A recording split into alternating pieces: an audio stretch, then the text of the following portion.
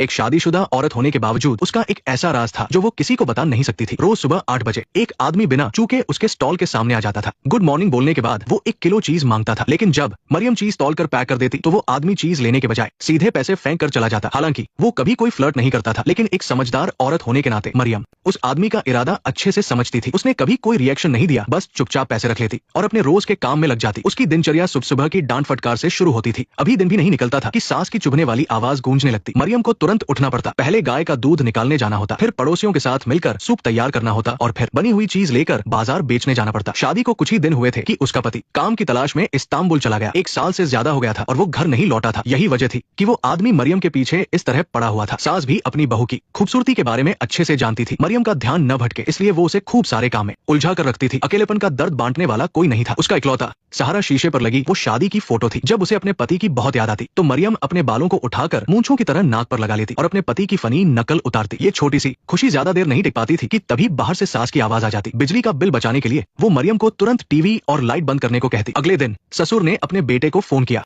तभी मरियम फल लेकर सीढ़ियों से ऊपर आई। ससुर ने तुरंत अपनी आवाज धीमी कर ली। बेटे ने फोन पर मरियम के बारे में कुछ भी नहीं पूछा था। मरियम की उम्मीद भरी नजरों को देखकर ससुर को एक प्यारा सा झूठ बोलना पड़ा कि इन चंद मीठे शब्दों ने उसके दिल की सारी शिकायतें दूर कर दी। लेकिन ये खुशी ज्यादा देर नहीं टिक पाई और उस आदमी के अचानक आ जाने से सब खराब हो गया। वो वहाँ चुपचाप खड़ा था, बिना कुछ बोले, लेकिन उसकी आंखों में जो दीवानगी थी उसने मरियम को डरा दिया। मरियम की उसके पास से गुजरने की हिम्मत नहीं हुई और वो घबराकर उल्टे पैर भाग गई। उससे पूरी तरह पीछा छुड़ाने के लिए मरियम पहले एक दुकान में कुछ देर रुकी और फिर पड़ोस के घर चली गई। जलील पड़ोस का ही एक लड़का था। जन्म से ही एक बीमारी के कारण उसका शरीर तो बड़ा था पर दिमाग एक बच्चे जैसा था। वो मरियम को बहुत पसंद करता था। मरियम भी उसे अपना छोटा भाई मानती थी और हर बार उसके लिए कुछ न कुछ गिफ्ट लाती थी। लेकिन इस बार उसने वो सीटी नहीं ली, बल्कि अपने हाथ से पीछे की तरफ इशारा किया। तब जाकर मरियम को एहसास हुआ कि वो आदमी लगातार उसका पीछा कर रहा था। मरियम बहुत डर गई। वो सीटी वहीं छोड़कर तुरंत कमरे में छिप गई। उसकी हिम्मत नहीं हुई कि वो ये बात किसी को बताए। ये तुर्की का सबसे पुरानी सोच वाला इलाका था। अगर किसी औरत का नाम किसी चक्कर में आ जाए तो समाज में उसका जीना मुश्किल हो जाता है। क्योंकि उसका पति लंबे समय से पास नहीं था तो दूध वाला भी उस पर बुरी नजर डालने लगा था। रुको, वही खड़े रहो, तुम अंदर नहीं आ सकते। हमने कहा ना, मदद चाहिए? कोई मदद नहीं चाहिए। मैंने तुमसे कहा था कि तुम अंदर नहीं आ सकते। उसे बहुत सख्त आवाज में बात करनी पड़ती थी ताकि इन बुरी नजरों वाले लोगों को दूर रख सके। इस लगातार की छेड़छाड़ ने उसे अंदर से बहुत दुखी कर दिया था। अगर उसका पति घर पर होता तो ऐसा कुछ भी नहीं होता। वो फोन पर उससे शिकायत करना चाहती थी, लेकिन पति की प्यार भरी बातें सुनकर वो पल भर में अपना सारा दुख दर्द भूल गई। फोन रखने के बाद जैसे पूरी दुनिया ही रोशन हो गई। वो एक चहकती हुई चिड़िया की तरह खुशी से झूमते हुए जलील के पास गई। उसने उसे फोन की सारी बातें बताई और कहा कि वो अपने पति को कितना याद करती है। सिर्फ जलील के सामने ही वो अपने दिल की बात खुलकर कह पाती थी। बातों बातों में खुश होकर उसने एक पेंसिल उठाई और पेपर पर एक छोटा सा घर बनाया। ये इस्तांबुल में उनका सपनों का घर था। फिर उसने एक छोटी सी ड्राइंग बनाई। वो मुस्तफा था जो इस्तांबुल में उसका इंतजार कर रहा था। ससुर सड़क पर जूते मरम्मत की दुकान चलाते थे। यही उनके घर की कमाई का मेन जरिया था। लेकिन आजकल के मशीनी दौर में जूते रिपेयर कराने का खर्च नए जूतों की कीमत के बराबर हो गया था, इसलिए दुकान की कमाई बहुत कम हो गई थी। ऐसे में बेटे को घर की जिम्मेदारी उठानी चाहिए थी, पर वो घर नहीं आना चाहता था। सास को लगता था कि बहू के प्रेग्नेंट न होने की वजह से ऐसा हो रहा है, इसलिए उसने मरियम को बच्चा पाने के टोटके के लिए बर्फीले पानी के झरने में जाने के लिए मजबूर किया। ठंड सुई की तरह मरियम की हड्डियों में चुभ रही थी। सास को लगा कि शायद इतना काफी नहीं है, इसलिए उसने उसे पूरा पानी में डुबकी लगाने को कहा। उस वक्त उसे जो चीज सबसे ज्यादा चुभ रही थी वो पानी नहीं बल्कि उसकी बेबसी थी। शादी के छठे दिन ही उसका पति काम के लिए बाहर चला गया और उसे घर में अकेला छोड़ दिया। तो आखिर वो बच्चा कैसे पैदा करती? उस रात मरियम को बहुत तेज बुखार आ गया। सास ने पैसे बचाने के लिए न दवा खरीदी न डॉक्टर को बुलाया, बस गीली पट्टी रखकर बुखार उतारने की कोशिश की। ससुर चिंता के मारे खाना नहीं खा पा रहे थे, लेकिन सास को कोई फर्क नहीं पड़ा और वो आराम से बैठकर खा पी रही थी। उस रात मरियम ने अपने पति का सपना देखा। सपने में मुस्तफा उसे फिर से छोड़कर जा रहा था। घर के जानवर भी बीमार पड़ गए थे, इसलिए अगले दिन सास को खुद जाकर गाय का दूध निकालना पड़ा। दूध वाला बड़ी खुशी खुशी अपनी गाड़ी से उतरा, लेकिन जब उसने वहाँ सास को देखा तो मायूस होकर रुक गया। सास ने भी बिना किसी झिझक के सीधे उसे मदद करने के लिए बुला लिया। आज का दिन उसके लिए बहुत खराब रहने वाला था। घर की हालत पहले ही इतनी खराब थी, ऊपर से ननद भी अक्सर मायके आकर फायदा उठाती रहती थी। उसके दोनों बच्चे बचपन से लेकर आज तक घर का ही फ्री का दूध पीते आ रहे थे। जब सास ने सुना कि उसकी बेटी दिखावा कर रही है कि भाई ने उसके बच्चों के लिए बहुत सी चीजें खरीदी है, तो सास ने तुरंत एक बहाना बनाकर मरियम को वहाँ से भेज दिया। ननद को माहौल की जरा भी समझ नहीं थी और वो बस अपनी ही डींगे हाँकती जा रही थी। मरियम को अंदर से बहुत बुरा लग रहा था। उसका पति हमेशा पैसों का रोना रोता था कि वो मकान का किराया नहीं दे सकता, लेकिन अब उसने छुपकर अपनी बहन को सोने का सिक्का दिया था। पूरे परिवार में सिर्फ ससुर को ही उसकी फीलिंग्स की परवाह थी, लेकिन उस बेचारे बूढ़े को समझ नहीं आ रहा था कि उसे कैसे दिलासा दे। अगले दिन बाजार में वो अपनी माँ से मिली। उसने अपनी माँ को कसकर गले लगा लिया, क्योंकि वो उन्हें परेशान नहीं करना चाहती थी, इसलिए दिल में चाहे कितना ही दुख क्यों न हो उसने कुछ नहीं बताया। माँ ने बाजार से बहुत सारे अंडे खरीदे थे। उन्होंने अपनी बेटी को इस शनिवार घर आकर नूडल्स बनाने के लिए बुलाया। मरियम ने भारी मन से हाँ कह दिया, क्योंकि उसने फिर से उसी आदमी को देख लिया था। बहुत दिनों तक इग्नोर करने के बाद आखिरकार उसका सब्र टूट गया। मैं जलील ने मरियम की दी हुई सीटी बजाकर उसे बचा लिया। जैसे ही वो आदमी चौंका, वो तुरंत वहाँ से भाग निकली। इन मुसीबतों का आखिर अंत कब होगा? अब उससे और बर्दाश्त नहीं हुआ। वो सीधे दुकान पर अपने ससुर के पास गई। वो बहुत हैरान हुए क्योंकि उनकी बहू वहाँ बहुत कमाती थी। मरियम ने आज तक कभी कोई मांग नहीं रखी थी, लेकिन अब वो इस कभी न खत्म होने वाले इंतजार से थक चुकी थी। इसलिए उसने ससुर से कहा कि वो अपने पति के पास इस्तांबुल जाना चाहती है। ससुर भी जानते थे कि उनका बेटा बहुत गलत कर रहा है, इसलिए उन्होंने वादा किया कि अगर उनका बेटा ईद तक वापस नहीं आया तो वो उसे इस्तांबुल भेज देंगे। आखिरकार उसे एक पक्की तारीख मिल ही गई। वो खुशी खुशी वहाँ से चली गई। घर लौटकर उसने कैलेंडर देखा और दिन गिनने लगी। फिर वो नदी के किनारे गई और वहाँ से पत्थर इकट्ठे करने लगी। ईद में जितने दिन बचे थे उसने उतने ही पत्थर चुन लिए। रोज सुबह वो उस जार में से एक पत्थर बाहर निकाल लेती थी। मरियम हमेशा वहाँ उसे ये रस्म पूरी करते हुए देखती थी। शनिवार को वह अपनी माँ के घर नूडल्स बनाने गई और साथ ही उन्हें ये खुशखबरी भी दी। उसकी माँ बहुत खुश थी। भले ही उन्होंने कुछ नहीं कहा, पर वो मरियम का दर्द जानती थी। अब उनकी बेटी के दुखों भरे दिन आखिरकार खत्म होने वाले थे। दिन भर पसीने से भीगने के कारण रात को घर लौटकर उसने नहाने के लिए पानी गर्म किया। आवाज सुनकर उसकी सास किसी चोर की तरह चुपके से अपनी बहू के दरवाजे पर छुपकर बातें सुनने लगी। अगले दिन वो मुंह फुलाकर सीढ़ियों से नीचे उतरी। गुड मॉर्निंग माँ। गुड मॉर्निंग बेटी। यहाँ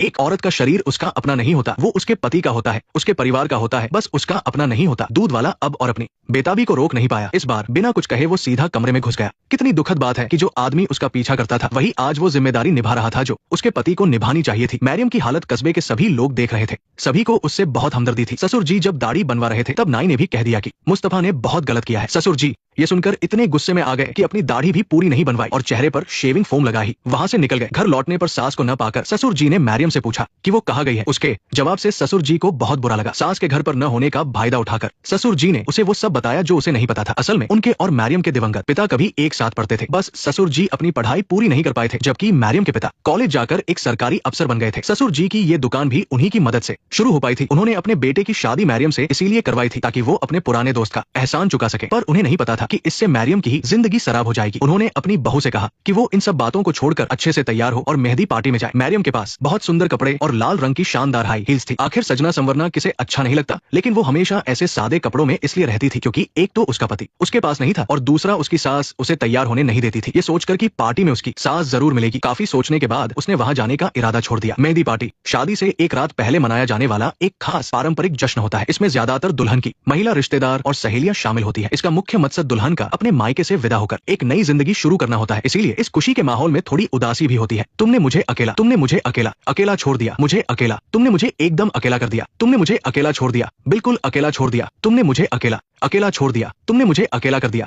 सास का मूड अचानक खराब हो गया और घर लौटते ही उसने दरवाजा खोलकर अपनी बहू पर चिल्लाना शुरू कर दिया। उसने पूछा कि दूध वाले ने उसका जिक्र क्यों किया और बाजार में उसका पीछा कौन कर रहा था। मरियम भला क्या जवाब देती, उसने बस यही कहा कि उसे नहीं पता। सास बिना सोचे समझे बस उसे ही ताने मार रही थी, पर ये नहीं सोचा कि इस सब की असली वजह कौन है। अगले दिन एक आदमी ससुर जी की जूतों की दुकान पर आया। ये उसी आदमी का बड़ा भाई था जो मरियम का पीछा करता था। उसे पता था कि उसका भाई मरियम के पीछे पागल है और उसने उसे समझाया भी था कि उसे भूल जाए, पर भाई ने उसकी एक न सुनी और उसकी दीवानगी दिन ब दिन और बढ़ती गई। उसे डर था कि कहीं कोई बड़ा बवाल न हो जाए, इसीलिए उसने सारी सच्चाई ससुर जी को बता दी। अब सास ससुर को आखिरकार अपनी बहू की परेशानी का पता चल गया था। ऐसे हालात देखकर ससुर जी ने कहा कि मरियम को तुरंत उनके बेटे के पास भेज देना चाहिए, लेकिन सास ने इस बात का कड़ा विरोध किया। वो कहने लगी, कहा जाएगी घर में कोई बच्चा तो है नहीं। कुछ सेकंड चुप रहने के बाद ससुर जी ने कहा कि वो अपनी गाय बेच देंगे और वो सारे पैसे अपने बेटे को दे देंगे ताकि वो घर ले सके। सास ने इसका भी विरोध किया और कहा कि घर की गाय पर शादीशुदा बेटी का भी हक है। अगले दिन जब बेटी मायके दूध लेने आई तो मरियम के जाने की बात सुनकर वो तिल मिला उठी। इस घर में हर किसी का अपना ही स्वार्थ था। अगर गाय बिक गई तो ननद के बच्चे को मुफ्त का दूध नहीं मिलेगा और अगर नहीं बिकी तो उसे मरियम की जगह इस घर में नौकरों की तरह काम करना पड़ेगा। फिर वो कभी ऐसे सज धज कर नहीं रह पाएगी। इसीलिए उसने मरियम को रुकने के लिए बहुत जोर दिया, इस डर से कि कहीं मरियम किसी और के साथ भाग न जाए। सास के पैरों का दर्द अचानक गायब हो गया। वो हर दिन अपनी बहू के साथ बाजार जाने लगी। ये तरकीब वाकई काम कर गई। वो आदमी अब मरियम को पहले की तरह परेशान नहीं कर पा रहा था। बोतल के अंदर के पत्थर कम होते जा रहे थे और उसके अपने पति से मिलने के दिन भी करीब आ रहे थे। ससुर जी जानते थे कि अब उन्हें कोई फैसला लेना ही होगा। दोनों आदमियों ने कसकर हाथ मिलाया और हिलाते रहे। दोनों के दिमाग में अपना अपना भाव था। जब तक दोनों किसी ऐसे दाम पर राजी नहीं हो जाते जो दोनों को मंजूर हो, तब तक वे अपना हाथ नहीं छोड़ेंगे। ससुर जी की आंखों में एक अजीब सी मायूसी थी। इस पुरानी गाय ने उनके परिवार के लिए बहुत कुछ किया था, पर अब उसे बेचना पड़ रहा था। अब उनके घर का गुजारा और भी मुश्किल होने वाला था। मरियम का दिल भी अंदर से खाली खाली सा महसूस कर रहा था। आखिरकार उस गाय की देखभाल हमेशा उसी ने की थी। वो गाय उसकी उन कुछ गिनी चुनी दोस्तों में से एक थी। पैसे इकट्ठे करने के बाद ससुर जी ने अपने बेटे के काम करने की जगह फोन किया। सोन मालकिन ने उठाया। ससुर जी ने उससे कहा कि मुस्तफा को बता दे कि किराए के पैसे भेज दिए गए हैं और वो जल्द ही एक घर ढूंढ ले। उनकी उनकी बहू भी बहुत जल्द वहाँ पहुँचने वाली है। मेरा तलाक हुए 6 दिन हो चुके हैं। तुमने देखा मैं अपनी आधी जिंदगी में कभी अलग नहीं हुई क्या? इस्तांबुल की चकाचौंध भरी जिंदगी ने उसे सब कुछ भुला दिया था। वो बेचारी गांव की लड़की जो उसका इतनी बेसब्री से इंतजार कर रही थी, उसे मुस्तफा ने हमेशा एक बोझ और शर्मिंदगी ही समझा। वो मालकिन भी उसी की शिकार हुई थी। उसने इस बेशर्म आदमी को बाहर निकाल फेंका और साफ कह दिया कि अब कभी काम पर लौटकर मत आना। एक ही झटके में घर की 2 कीमती चीजें चली गई। सास इतनी दुखी थी कि उसके गले से निवाला तक नहीं उतर रहा था, पर मरियम को इन सब बातों से कोई फर्क नहीं पड़ा और वो अपना सामान पैक करने में लगी रही। तभी फोन की घंटी बजी। उसे पूरा यकीन था कि ये उसके पति का ही फोन है और जब तक उसने वो फोन नहीं सुना उसके बाद उसकी तो जैसे दुनिया ही उजड़ गई। माँ ने मरियम के लिए बहुत सारे तोहफे तैयार किए थे। दही, सूप का मसाला, पास्ता और ओट से एक बड़ा सा बैग पूरी तरह से भर दिया था। मरियम चेहरे पर एक हल्की सी मुस्कान लिए चुपचाप सब सुन रही थी। अपनी बेटी की आंखों में उदासी देखकर माँ ने ज्यादा नहीं सोचा। उन्हें लगा कि ये बस विदाई का दुख है। अगले दिन मरियम ने उस बोतल को खिड़की से बाहर फेंक दिया। उसकी नजरों में अब बाहर का आंगन एक गहरे समुद्र में बदल चुका था, बिल्कुल उस बीते हुए खूबसूरत पर दर्द भरे सपने की तरह। उसके जाने से सबसे ज्यादा दुख शायद सेलिल को हुआ था। सेलिल ने कोई तमाशा नहीं किया। वो बिना कुछ कहे बस चुपचाप मुड़ा और वहाँ से चला गया। सामान कहीं खो न जाए इसलिए ससुर जी ने उस बैग पर उसका नाम लिख दिया था। भले ही बीते वक्त में कितनी भी कड़वाहट क्यों न रही हो, आखिरकार उन्होंने उसे बहुत इज्जत के साथ विदा किया। विदा होने से ठीक पहले माँ ने चुपके से उसके हाथ में कुछ पैसे थमा दिए। बस शांति से इस्तांबुल की तरफ बढ़ रही थी। इस एक दिन के लिए उसने न जाने कितनी रातें काटी थी, लेकिन अब उसके दिल में रत्ती भर भी खुशी नहीं थी। जिस रात वो वहाँ से गई, कस्बे की झील के किनारे एक आदमी आया। उसने कुछ नहीं किया, बस चुपचाप पानी में पत्थर फेंकता रहा। स्टेशन पहुंचने के बाद ड्राइवर ने उसके नाम वाला बैग नीचे उतारा और मरियम ने ड्राइवर से कहा कि ये सामान उसका नहीं है और फिर बिना एक बार भी पीछे मुड़कर देखे वो वहाँ से मुड़ी और चल दी। उस छोड़े हुए सामान में उसकी माँ का प्यार और पूरे गांव की दी हुई पहचान सब कुछ छूट गया था। वो हर दिन जो पत्थर बाहर फेंकती थी उससे सिर्फ बोतल ही खाली नहीं हुई थी, बल्कि सहने और घुटने की वो पुरानी आदत भी खत्म हो गई थी। हमें लगा था कि मरियम अपने पति का इंतजार कर रही है, पर आखिर में ये समझ आया कि वो असल में अपनी तकदीर और अपने वजूद को पहचानने का इंतजार कर रही थी। आजादी का रास्ता कभी कोई और नहीं दिखाता, उसे खुद ही खोलना पड़ता है, चाहे दरवाजे के बाहर कितना ही बड़ा तूफान क्यों न खड़ा हो। नेक्स्ट पार्ट देखने के लिए वीडियो को लाइक करो।